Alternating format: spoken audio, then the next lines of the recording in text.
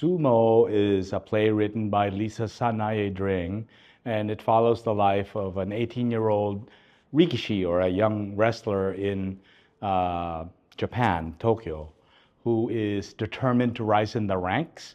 And so the story follows him through his initial arrival at the Heya, or the stable, and then his rise to challenge the main guy of the Heya, Mitsuo. And so, first few weeks, we would do sumo training in the morning and then rehearsals in the afternoon. So we would have like training, and we had to learn all the moves, and we had to do circuit training just to get us in our bodies strong, because sumo wrestlers kind of move in a different way. I think most people lead with their chest, and like the very Western way of like showing strength is you pull up and you puff up your chest, but sumo wrestlers live in their feet, they live in their body, they lead with like their center of gravity is really low. So it was a kind of an adjustment to learn how to show strength in that way. And I think the whole experience has been really revelatory and like challenging our notions of strength and our notions of masculinity, and even our notions of like what is strong and what is beautiful, what kind of bodies are beautiful, and what kind of bodies are strong. That was very like a big revelation for me, and like living in my body. We have very set Western, no, I don't know about Western, but like we have very set ideas of what is beautiful, and like the thin, but like being in this body, in a space where we are allowed to like live in our, what I like to say is our heft, is very, very freeing. And like being in that mawashi where you're so exposed, but also in being that exposed, it's very empowering.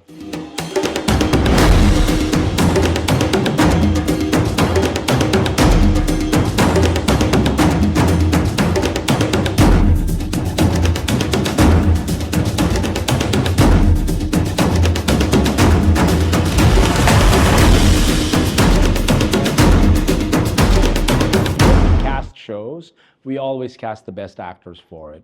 And generally the playwrights that we work with, unless it's very specifically states that they want a specific ethnicity, we always say it's open to all Asian American actors. And that way we get more people involved, and it's not very, sort of ethnic specific unless it's required. And I've always wanted to work with Red, and I've always wanted to work. Chris did the show in La Jolla in San Diego, so we wanted him here. He's so much fun to work with. So those two got together, and it was like, yeah, one big happy family.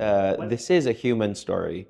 It's an Asian story, but at the very heart of it is a human story, and I think that's why we are all like, we're very welcome in this Heya. We've got Filipinos and Koreans and Chinese people, and like we've got an Egyptian, and like Kamal. I mean, it's fantastic. A lot of our audiences that will come to see this typically have never seen this sport ever, and I think that's amazing. And then there's also some people that know this sport and have seen it live in Japan, and I think the takeaway from this is, you really don't know what you're expecting from this show. You don't expect some messages, but this show is so relatable in a way that you walk out and you're like, oh my God, I related to almost every struggle that this show goes through. And I don't know anything about this sport. And I think that's what makes theater so great. As long as if you have it so relatable to a wider audience, that's what makes it a show to talk about. And I think this show is a show to be talked about.